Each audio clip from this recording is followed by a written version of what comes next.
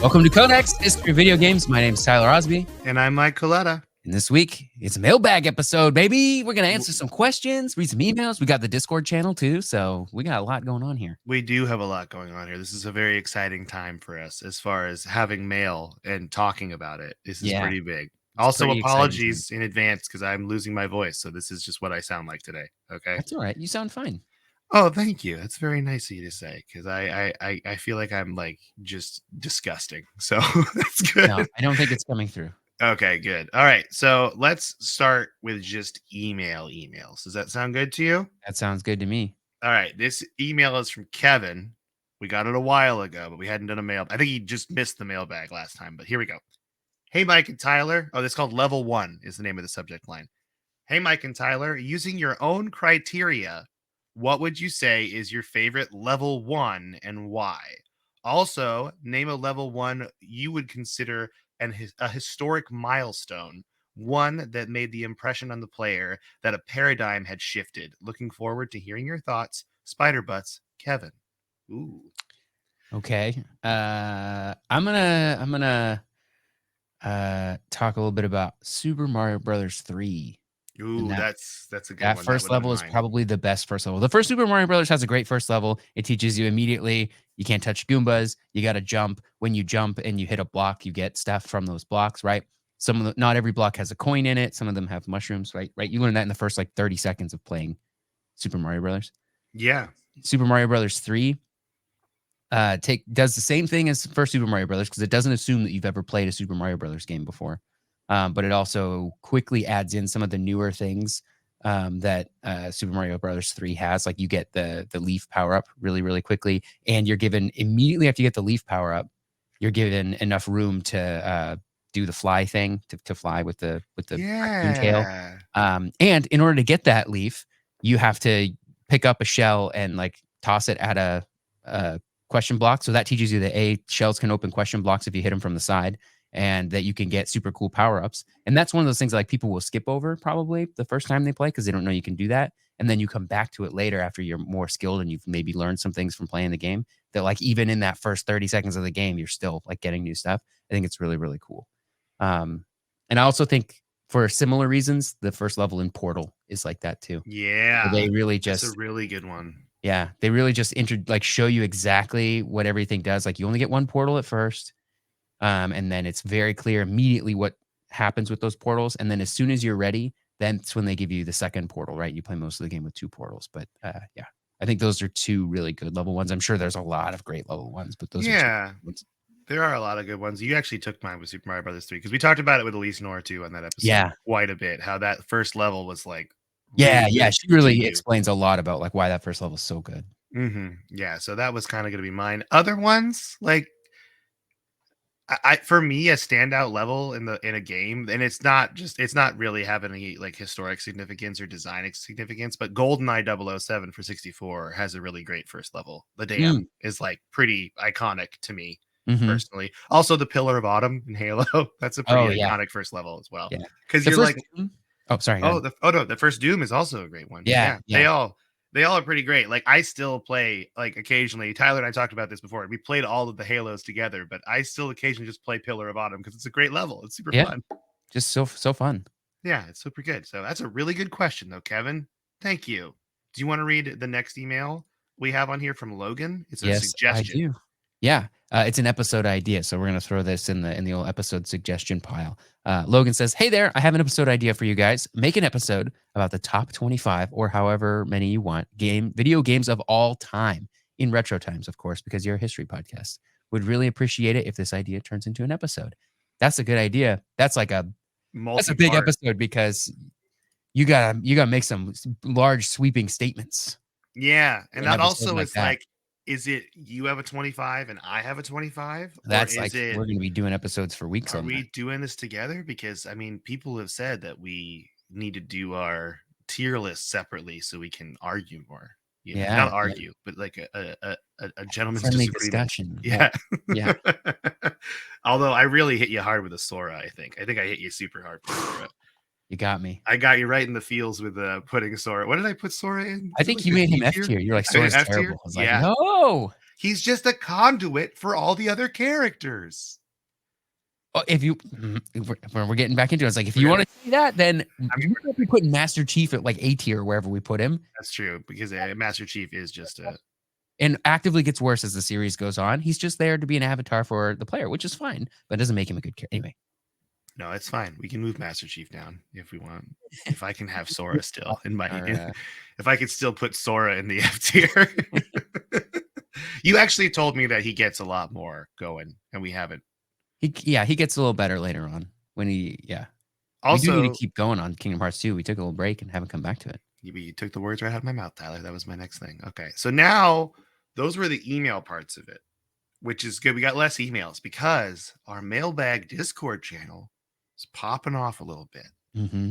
Okay, so the first question is from Mo, and I'm going to read his intro here because this is the timing of it. So it's from Mo, and he says, with Charles Martinet stepping down from his role as the voice of Mario, I started thinking more about the impact of voice acting in games.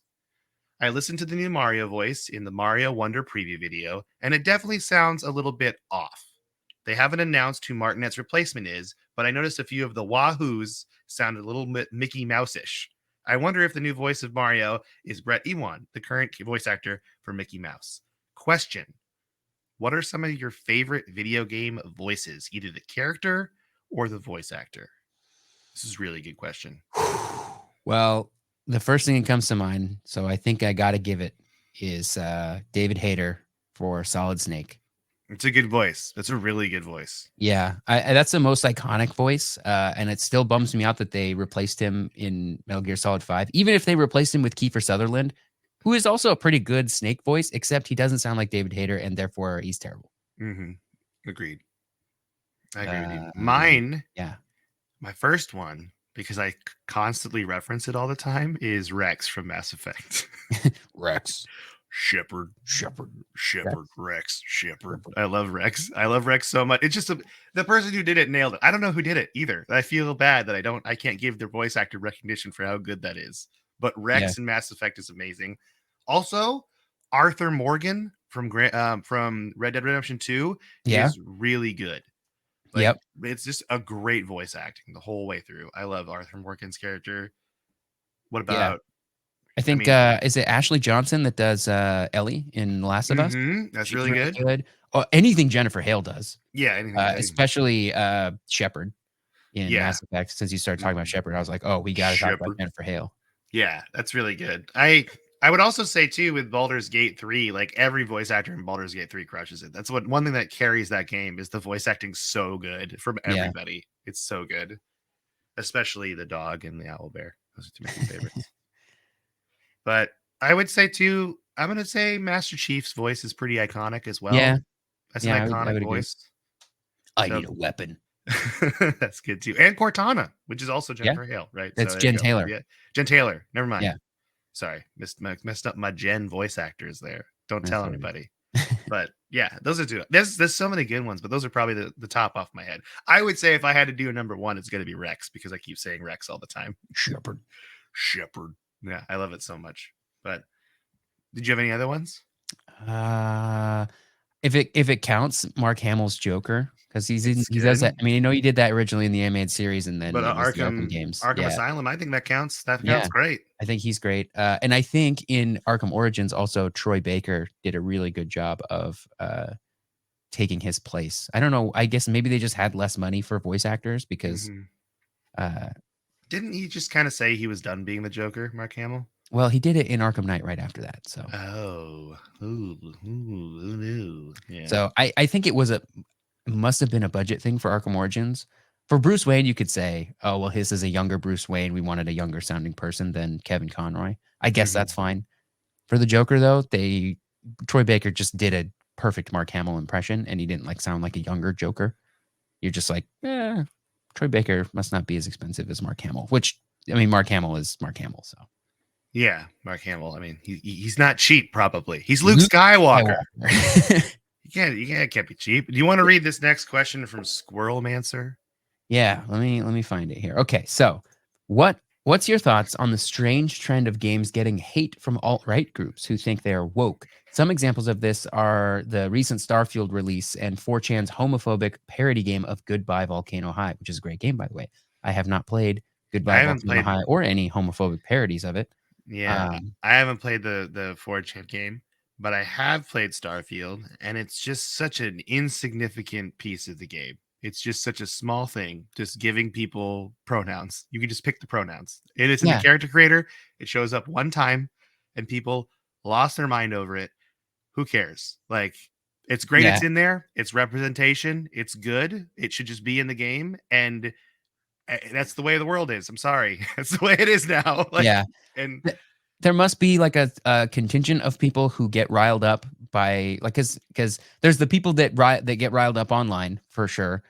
There's my thumbs up, a little bubble thumbs thumbs up bubble. up. We I left him did not on. mean to thumbs up people who get riled up online. But there's the small group of people who get riled up online and then they do it on YouTube or whatever and they make a big show out of it and then that riles up a bunch of other people Yeah, and so they sort of like feed into each other with that.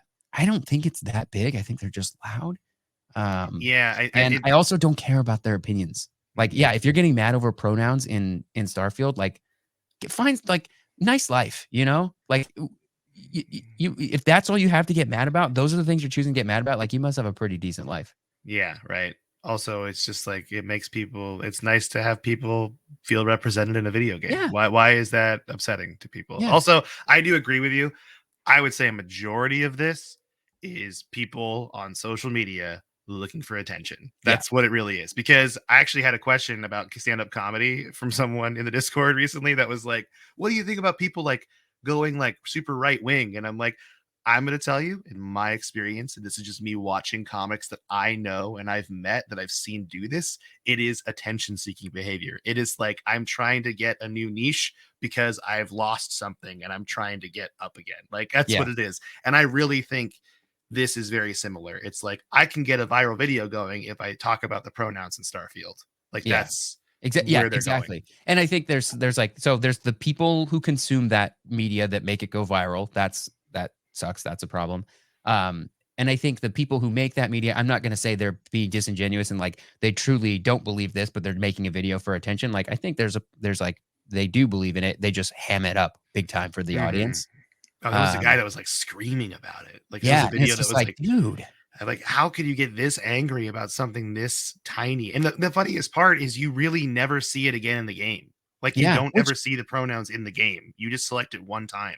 and I would argue that's actually that in itself is sort of a failing on the developer. So like give Mhm. you this like sort of token representation and then not have it mean anything in the rest of the game. It's like, oh yeah, we let you pick your pronouns at the beginning of the game. We're so cool. It's like, no, probably should do more than that, to be honest. Unless does people talk I mean, I haven't played I enough don't know. I Starfield haven't to got know that if people far. talk about you in like the third person or whatever they Yeah. say. That'd be cool if Well, they did it, but I don't know if they yeah, I do. mean, I'm sure they do use third person pronouns probably throughout the game. Like, because if you depending on what you choose your pronouns as, which see that's another thing. It's like that's actually not any extra work on that part of the developers if they were already making the game to be played by a male or female character. Yeah, it's just adding another one in, right? Yeah, Pretty or much. not even. It's just Or not just letting the saying, player pick regardless of what their character looks like or oh you know yeah, that's true. or passes as, I suppose. Yeah, I haven't played this other game though. I have no idea about it, so I can't talk about it. Yeah, The I Goodbye don't either. Volcano High one, I have no Goodbye idea. Volcano But Heights, but I'm sure we, it's a good game. yeah, I mean, we've Not come sure to the the homophobic next. parody is bad, but the actual game is good. We've come to the next big question. This is probably the big question of the episode. Are you ready for it? Yeah. So this is from Dave, and it's Starfield has just released. So let's talk sci-fi. You've just risen to the captain of the starship, and you need to name your ship and fill out your crew with characters from whatever fictional universes you want, from a single IP or mix and match.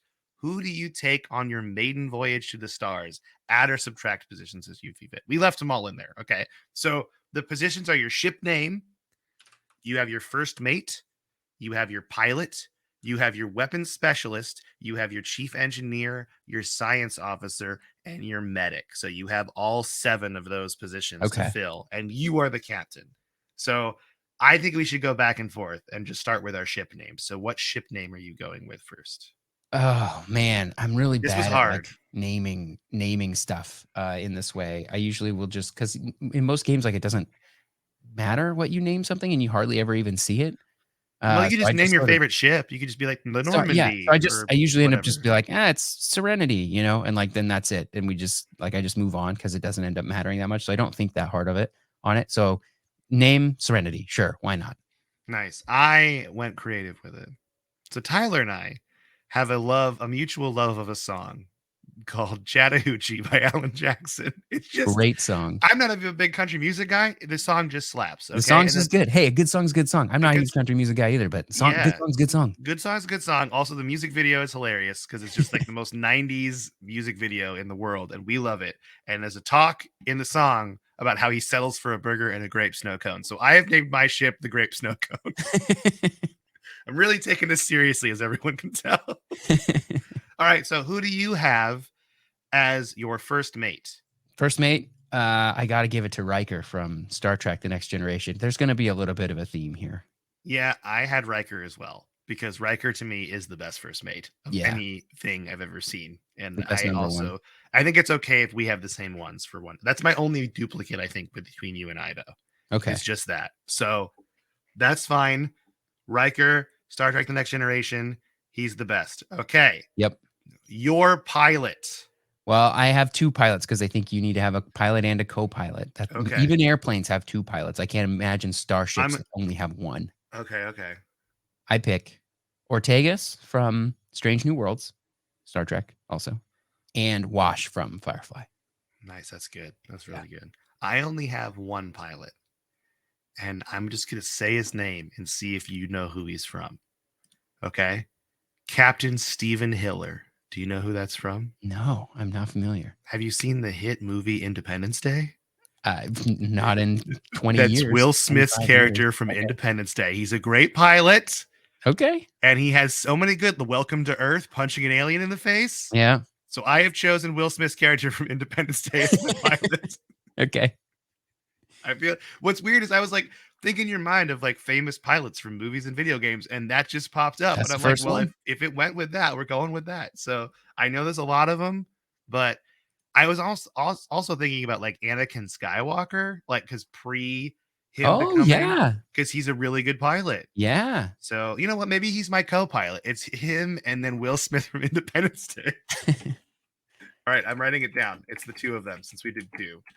All right. So who do you have as your weapons specialist? I didn't think too hard on this. I just went with Worf from TNG. Nice. Basically, everything I have is from TNG or Firefly. I went with Rocket Raccoon from Guardians of the Galaxy. Oh, that's good. The man, the little raccoon man loves weapons. Tell you Sure that much. does. He sure Yep. does. So that's mine. Okay. All right. Your chief engineer. Geordi LaForge. Oh, nice. You're going like so Star Trek. I love it Yeah. though. But you know There's what? a reason TNG is the best. You're the person that like convinced me I need to watch TNG, and I did, and it was truly a rewarding experience. Life-changing. Great show. It's so good, and you just think about it all the time now. That's all Yep. I think. That's all I think about, and I see references to it all the time. Yep. And I love it. My chief engineer is Alex Vance from Half-Life. From Half-Life. Oh. Because she made that robot, the Yeah. robot dog. Yep. She's like a hacker. She Yep. knows tech. She'd be great for it. Yeah. That's who mine is. I feel That's- pretty good that's a about good call. my motley crew on my starship. Yeah. Now medic. Who's your medic? Oh wait, do we do science officer? We haven't done science officer yet. Oh, I didn't think about science officer. I'm gonna go with Morden from Mass Effect then. Okay, that's a good one. That's a really good one. My science officer. You ready for it? Mhm. Gordon Freeman. Ooh. I feel like it works. It works. I kind of had a Half-Life angle on these two, and I Yeah, kind of stuck with it. He's a sciencey. I don't know what his job was before the anomaly. He was just He was pushing just a pushing cart. It's cart. pushing carts into reactors. It's a very Yeah, important job. There's a lot of science involved. Ripping open holes in the space-time Yeah, continuum. there's a lot of science behind the scenes you didn't see. I'm sure he did a lot of stuff. So Yeah, he's probably going to be great at it. MIT. He's got a degree from MIT in his Mhm, locker. mhm. So What if that's his? We're on a ship and there's a problem. We need the science officer, and he's like, "What if I push this cart into?" That's like his whole thing. I'm just gonna Everything push the blows cart into everything. It's just you walk into his lab. It's just a line of carts all ready to go to push into things. Gordon, this isn't helpful. Okay. Okay, so now who is your medic? I picked 2 for my medic. I think you should also have a backup for medic. So one, we take the Okay. TNG angle, Beverly Crusher, best medic. Is no contest. But in a little bit of an unorthodox, and perhaps in contrast to what I say about him while I'm playing this game, I think I'm gonna go with Donald Duck from Kingdom Hearts. Kingdom Hearts. Because I he's mean, always healing. he is He's always doing a healing. bad job sometimes, but I still sometimes he comes in clutch, and I'm gonna keep him on the ship. You probably want to choose Donald Duck, not from Kingdom Hearts 1. You want to pick Kingdom Hearts 2 Donald Kingdom Duck, Hearts right? 2 Donald Duck. Yeah, the AI's because a bit better. he does not heal very well. I was No. watching you, and there were some times where Donald really dropped the ball. Okay. Yeah. We're like, Donald, you're killing us. Okay. Yep. We're trying to get through this boss fight, and you just keep healing Goofy, and he just keeps knocking down. Okay. You Yeah. gotta figure Goofy this gets out. healed and then one shot immediately, and I'm like, All right, my medic is probably the best doctor in like all of doctors because he's Dr. Mario. wow. He's got a stethoscope. He's just helping me out. Yep. He's got healing lots the of crew. pills. Pills Lots here. of pills here. He's always got pills. He's ready to go. Okay. He's like a one-man pharmacy. Okay. Yep. And I think Dr. Mario would be great for it. So that's my motley crew of strange people that I Okay. put together. I took it fairly seriously, but also you gotta have fun with it. Okay. Yeah. That's my crew. How I do you love it. feel about, like, what if our well, I don't like to think our starships would fight ever, you and I's, but what if they were on a mission together? Do you think there would be a good team up situation going on here? Well, sure. we have to share our first mate, so That's true. That would be a kind. Well, it's like when they like go through parallel dimensions and Star Trek, and we it's like get our two own copies versions. of everybody. Yeah, we're a crossover event. It's not Gotcha. like we're always together. But it would Gotcha. just be funny because it's just Beverly Crusher working really hard next to Dr. Mario And Donald Duck. and Donald Duck. It feels fantastic. Okay, that's a good question, though. I really like these kind of questions like this. So I you so really much, like Dave. Burger Champ's response to this. I'd put the cast of How I Met Your Mother in the seats and fly into the sun. Yes, that's very funny. That's very funny, though. Does not like that show. Burger But that's Champ. how they met their mother. Yeah. Well, then they crashed into the sun. Yeah, and Squirrelmancer just chose the Enterprise and literally everyone's Spock, just from different. Spock from the original series, Spock from Strange New Worlds, Spock from the animated show, Spock from the Kelvin timeline, Spock from Discovery, and Spock from the video games. That's pretty good. That's pretty great. Okay, so this is really good. So now we have a question from, is it Girox? Is that how you pronounce it? It's hard. Gurox. Girox? The Do you wanna icon is read- Gur from Invader Zim. Oh, it's Girox. Okay. Yeah. Do you want to read their question? Sure. What's your Mount Rushmore of video games? Not your Desert Island games or favorite games, but what do you feel are the forefathers of video games, whether you like them or not? Mike. That's a good question. So I put for my first one on my Mount Rushmore, because we're probably going to have some crossover, you and I. Yeah, I think so. Super Mario Brothers 3. Okay. As far as like a platformer goes, that was historically significant. It kind of like it expanded on platformers so much. It wasn't the first one, but it's arguably one of the best ones. Yeah, still to this day. Still, yeah. So I would put Super Mario Brothers 3 up there because it also like shaped like all our childhoods, at least mine. And I know you're a little younger than me, but you're kind of the same. I played a lot of Super Mario. You played Super Mario Brothers 3. So I think that to me is the most definitive platformer on there. I kind of did it kind of by genre. What about you? What's one from you? One from mine. The first one on my list is Ocarina of Time. Yeah, it's a good one. It's a solid one. Yep. The first real like 3D, like, well, not the first, but like a 3D adaptation of a older game that just blew it out of the water. Like I think you could put Super Mario 64 almost there too. I think you could, yeah. Same vein, but that one's really good. Okay, I'm gonna pick one that I've never played, and it's gonna be something that people get mad at me about because it's an iconic game I've never played, and we've talked about how I haven't played it before. Yeah. But Final Fantasy VII, I'm gonna put on there. I mean, as far as JRPGs go, like it's not one of the first, definitive, but it is one of the most important. And like, it's hard to think of a JRPG that's more important in terms of like just sheer like pop culture relevance and like what it did for the genre, popularizing things in this genre, at least in North America. Because there are a lot of great games before it, and there are a lot of Final Fantasy nerds that will tell you that 7 is actually a really terrible game, but they're wrong. And Ooh, hot takes. I mean, it's not. Some people will tell you it's like awful. It's really not. It's a really good game.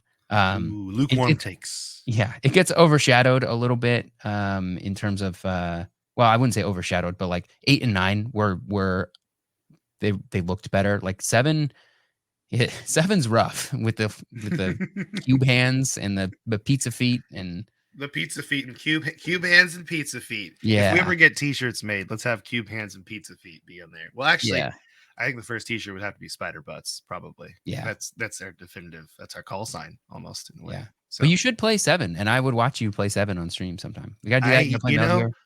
there's kind of a thing going on with me where I kind of want to start streaming on Twitch. And I think if there's a lot of games I would want to play, and Final Fantasy VII is one of those games, and Metal Gear, Mhm, Resident Evil, a mhm. lot of games I want to play on Switch. So that on Twitch, not Switch, but Although a lot of those games are on Switch. are also on Switch. So okay, that's really good. I have my next one I chose is Doom. Doom, the Because FPS the forefather. definitive forefather first person shooter. Are there better first person shooters? Arguably, yes. I would But inarguably yes. oh yeah.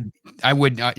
I would not argue Oh, about you there wouldn't argue being. that? Okay, good. I just didn't know how you There feel are about it. way better first person shooters. I know you loved Doom, so I didn't want Oh to yeah, Doom's great, but I'm not sitting here trying to say the first Doom is the greatest you could first say person shooter. Nothing Half-Life. has ever beaten it. Yeah, you can put Half-Life up there. You can Yeah, put System Shock 2 up there. You can put a lot of things up there. yeah. Okay. But I'm putting Doom up there because it's one of the first. And it's the one that kind of defined the genre. So that's why Doom's there. And I love it. And we talked about id for so long on that Mhm. podcast series we did. So it's all what we're all about. Yeah. My second one is Grand Theft Auto 3, Ooh, which we've talked that's about on the show before. As I think, especially in terms of modern games, the most important. open world. Yep. It Open world game. This is a game that came out and everything changed afterwards. Everything. Yep. I'm gonna say that's on my list too. Grand Theft Auto 3 is on my list. So that's like Yep. perfect for me as well. Open world game made it so everyone else started making open world games. Like Yep. it's what it is. It kind of shaped today. I've also got the original Super Mario Brothers. I think Super Mario 3 is a really good choice too. I think the first one, the third one is better in every way than the first one, but I think the first one is more important from a cultural perspective of like a game design perspective, because like everybody's played both of those games, but I feel like more.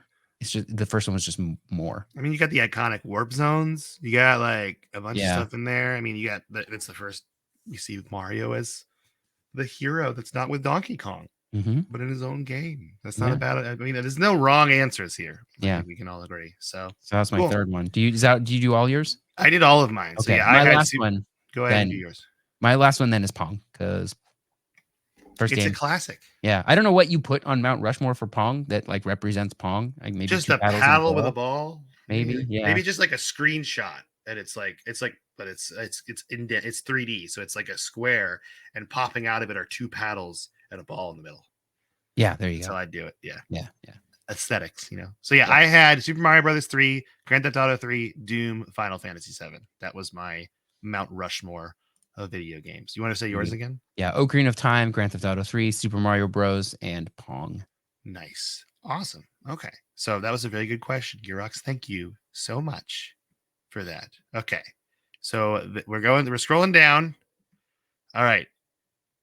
So this is from I don't know. I don't know if we didn't ask if we could read their screen names. I guess we told them. Well, No, we if you're told on people, Discord, it's all public. Yeah, we told people that we would read their screen names. So C Felton says this: "Where all my Geraltinos at? This one goes out to all my fellow witch heads. Shout out to Mike and Philly for getting Mike in the Pacific Northwest. That's me to finally dig into this one as well. All right. So The Witcher 3 was a big game I finished back in 2019 before taking some time off from gaming.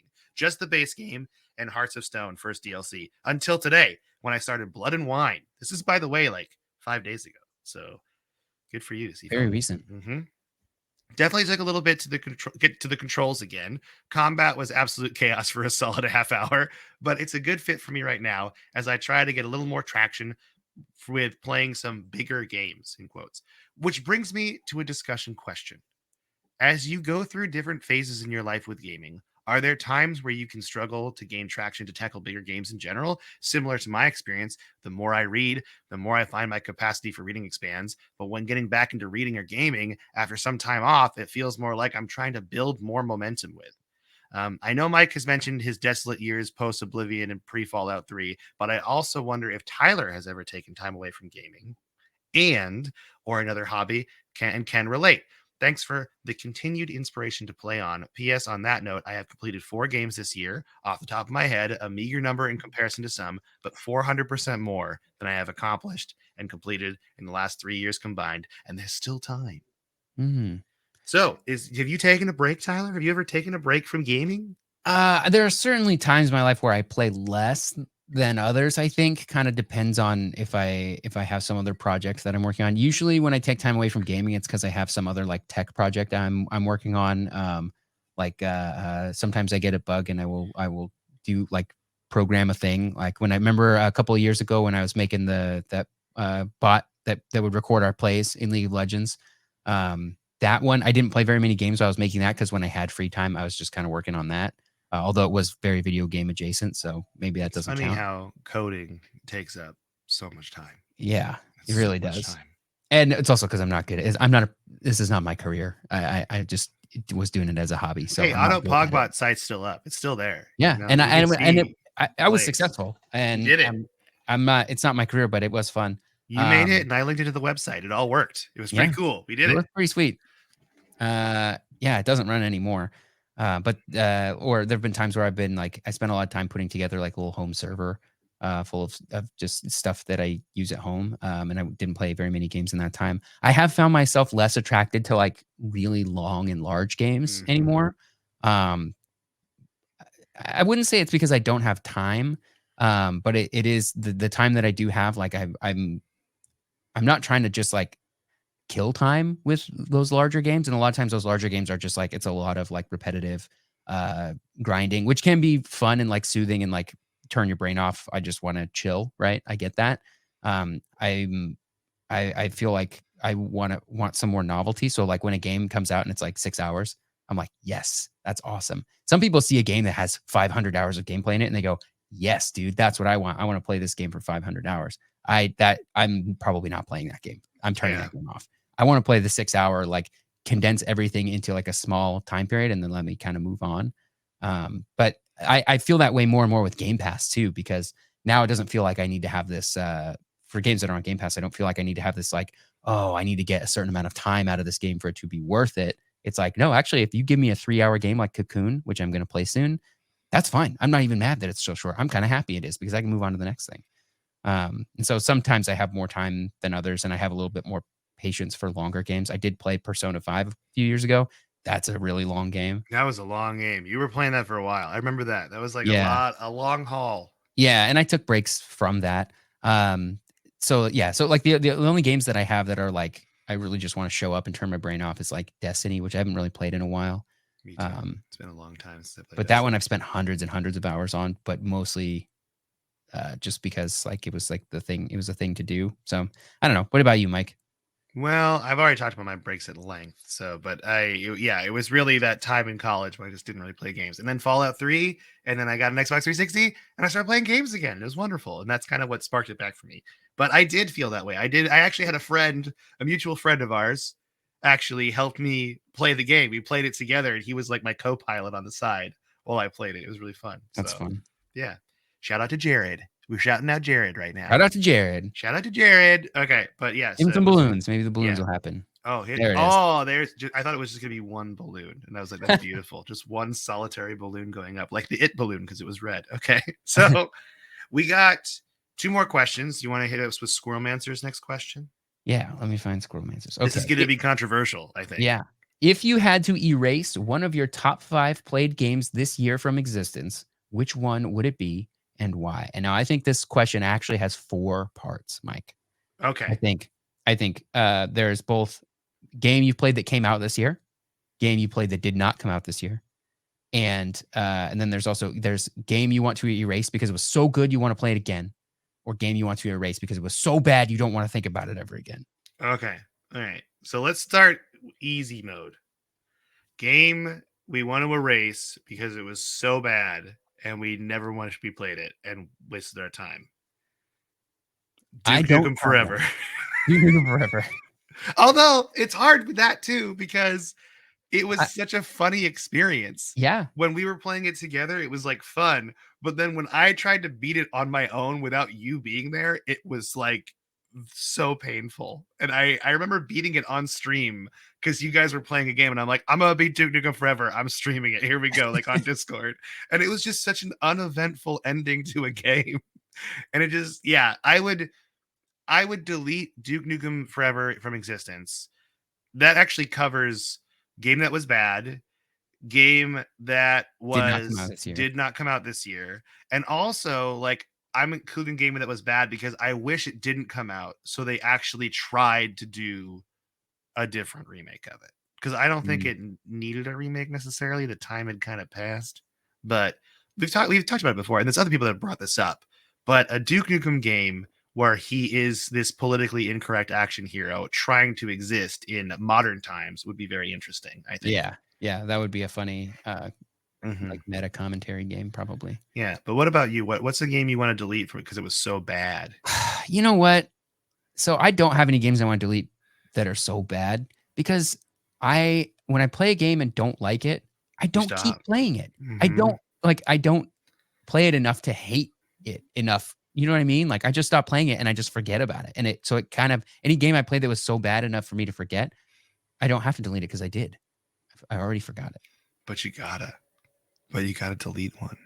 If I got to delete one You to gotta delete forget about it one forever to and not forget. play it again from Mhm. this year, I You can say Duke Nukem Forever. It's okay. We can all well, throw I it under didn't the finish bus. Duke Nukem Forever. Oh, you never finished it. Well, Yeah. you didn't miss out on much. I'll tell you that much. I would probably delete. I'm scrolling through all the games that I've Oh yeah, completed we this had year. our Trello boards up for Yeah. this year. I mean, I guess I delete like the storyline of World of Warcraft Dragonflight. Like I played all of that stuff and I didn't particularly enjoy any of it. A lot of it. Hmm. Like I like running Mythic Dungeons later on, but I did not get into WoW this expansion the way I had the past couple expansions. Yeah. Hmm. So I guess that's the You one. know what game I played this year that like didn't didn't really wow me that much that I was kind of really hoping it would, and maybe it's gotten better, but I'm not. I don't want to delete it from existence still. But the Back for Blood, Oh, like I came never out this finished year? it. But I played it this year. Oh, I okay. don't know if it came out this year, but I did play it this year. But yeah, it just kind of didn't wow me like I wanted it to. But I'm not going to delete it from existence. I have a very controversial one for the game that came out this year. Okay. It's hot take time. Are you ready for it? I'll take time. Delete from existence. You don't Delete want to from hear about this game existence. again. I never want to hear about this game again. I don't want it to exist. Starfield. I would delete Okay. Starfield from existence. You know why I would delete Starfield from existence? You would if you had to, or you would if you could. I would if I could, Oh because wow. that would mean that they never even developed this game. They never had the idea for this game, so we would get instead this year an Elder Scrolls 6 instead of Starfield. Oh, you're That's playing. You're playing I'm chess. playing And the I'm you're playing playing the checkers. mind games here. Yeah. I'm playing the long con because that would like if you're deleting it from existence, that means all the planning in the past is all gone as well. Yeah. And They so spent that time on Elder Scrolls 6. it's like Todd Howard's in the meeting. Like, what are we doing next? And this is the meeting where they think of Starfield and they go, let's just do Elder Scrolls 6. And then they start making it. And then you just have it this year. Yeah. And then whoever had the idea for Starfield was just like, oh man. Oh And they take that man. idea somewhere else. Yeah. And then it's called No Man's Sky. Well, that's a I don't know. That seems like a better game. Yeah, I know I it don't know. does. I haven't played a And, lot of and it's funny games. because I don't even hate Starfield. Like I don't hate it.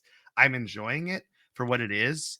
I just don't think it's just another Bethesda game, and I spend so much time managing my inventory that I am Ugh. remind. Encumbrance is not fun. It's not fun at all. And that would kind of go back to our first question. We wouldn't have any sort of viral pronouns things about it if Hmm. if it didn't exist. Although that is an important conversation to have, an important representation of video games though. So in a way I want it, Yeah. you know. Yeah.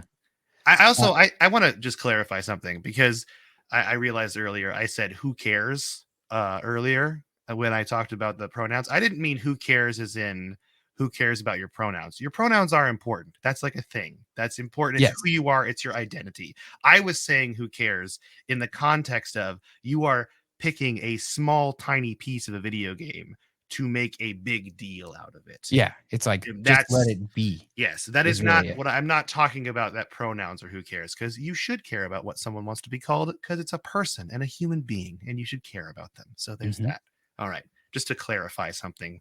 But what about did you have one that you played that came out this year that you would delete from existence? Yeah, I guess Dragonflight was like later last year. I was still kind of considering it part of 2023 because we were playing it into 2023 and there's new Just content get coming them. out for it. Just be controversial. Say Baldur's Gate 3. Make everyone mad. Oh, I haven't been able to get into that game. Oh, can I just Uh, create a villain on the podcast? That's what I yeah, want to do. wow, but I don't know. I don't hate things enough to like want to No, delete them. that's I agree with you that you shouldn't want to delete things from existence, but that's not the point of the game. Yeah, I This delete is like Baldur's Gate 3 because I can't get into it and I'm tired of everybody talking about it. It's all I hear about all yeah, day long it's is Baldur's true. Gate 3. And I haven't been able to feel the same love for it as everybody else. And so I wish they would stop talking about it. And so I guess I would delete Baldur's Gate 3. Yeah, let the hate flow through you. I do want to play it and get back into it. Like I think there's gonna be a point where I'm playing it where it does grab me and then I will be sucked in. It just happens later for me than it is for other people, I think.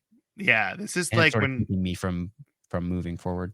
we're looking at these questions like a would you rather situation. You don't want either choice, but Yeah. you have to make a choice. Okay. Yeah. And so Then I that's definitely make that choice. that's what we're looking at is you have Yeah. to delete In a something. world where I have to make the choice, that's an easy one. I don't want to delete Starfield from existence, although I've kind of sold myself on it. I was With the gonna whole say you logic. sounded like you did want I to. think I've kind of sold myself on it actually. I wasn't in the beginning, but now I have. If it meant we would get not Skyrim 6, Elder Scrolls 6, then I would want that. Because now they're saying 2028 till the new Elder Scrolls. That's so long.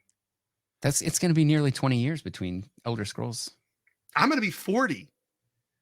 I just realized that. I will be 40 years old when Elder Scrolls 6 comes out. That is so And I incredibly was in upsetting college to when Elder me. Scrolls 5 came out. I know. It was a big time. It was a big time for me. But all right, that was a really good question. Way to get us, Squirrel Man, sir. You're Yeah. really Well, getting what us. about the ones that you would delete so you could play them again? Delete so I can play it again. I delete Dredge so I can play it again because I love Oh, Dredge. okay. Dredge was really fun for me. If we were talking about the games this year, delete to play again. I would love to play Super Mario World all the way through as a fresh game. Yeah. I would love that. That would make me so happy if I could play that game and relearn all the secrets I learned and just go through it again. Like, what about you? To play again, I'd delete Metal Gear Solid 3 so I could play it again. I also, for a game that came out this year, I guess Metal Gear Solid 3 is getting a remaster this year, but I think delete to play again from this year specifically that came out this year. I I, I think I would do High on Life Oh, that's a really good one. because the Was that novelty of this that year? game. That's when I finished it. Maybe it came out. It might have come out late last year. Let me But look. it's I'm on my looking at my finished this Trello year board. list. It's the first game I finished this year. Yeah, So. it was late last year, but you did Okay. finish. If you finish it this year, that's fine. Yeah. Okay. We'll Well, allow it. I'm counting sort of late in the past year. Maybe not Mhm. necessarily in 2023. We're still in October, right? So in the past year, it's come out. I think the novelty of that game is the surprise factor and how funny it is as you play through. If you're into that style of humor, I think giving it a second playthrough is like when you already know all that stuff is just kind of eh. Yeah. But if I were to play it again, I would want to play it without the memory of having played it the first time because I don't know, it was fun. I liked It's it. a fun. No, it is fun. It's really fun. All right, last question. This is from Girox again. Best horror game or game series that deserves a film adaptation. If you have a dream director and lead, who are they? For horror specifically, I don't really play horror games. Yeah, so I play some horror games, not a lot. And I have kind of I don't think this is the best horror game by any means, but I want there to be a film adaptation of Phasmophobia because it could be a comedy. Also, it could be a horror comedy that would be about how this company is hiring college kids to like hunt ghosts and identify ghosts, and sometimes they die and they just pay everyone $25 because that's a really funny idea. And I think if you like Sam Raimi directed it like an Evil Dead style horror funny thing, like that would be really great. um I think that's kind of my idea for a horror movie out of a game is like because Yeah, there's already a couple good horror movies about like ghost hunting where they go ghost hunting and it turns out there's real ghosts and it's like crazy, right? But I think a funny idea would be a phasmophobia comedy where you're just having college students do this, and maybe Bruce Campbell's the director of the organization. I don't know. It could be like a funny thing, you know. I'm that into it. sounds good. I don't play enough horror games to really have a good answer for this question. Although I went to go see a movie last night and I saw the trailer for the Five Nights at Freddy's movie. Oh yeah, So I guess that wouldn't. I haven't really played those games, but from what I understand of them, I feel like maybe they make an okay movie. I don't know, yeah. I think it'd be good. but yeah, I don't. We Horror don't do games are enough not. horror on the podcast, and I'm going to play a horror game starting this week so we can Yeah. talk about it. But because we have a special guest, the so we have a special guest not this week but next week, and then the week after that is like Halloween weekend, and I'm trying to have a game ready for Halloween weekend for us to come out and put out a game on the Monday the 30th. I want to have Okay. a spooky game that I played for Okay. everybody. Scary game. I'm gonna scare myself for the podcast essentially. But all right, that's all our questions though today. So if you want to ask a question, you can either email us at codexhistorypodcast@gmail.com, or you can join our Discord through our link at codexpodcast.net, and then you can just talk in the mailbag channel and we'll answer your questions. And that's how it works, right? Yeah, Feels that pretty sounds good. good. Yeah. But with that, Tyler, do you want to say bye to everybody today? I'll say goodbye to everybody. Goodbye, everybody.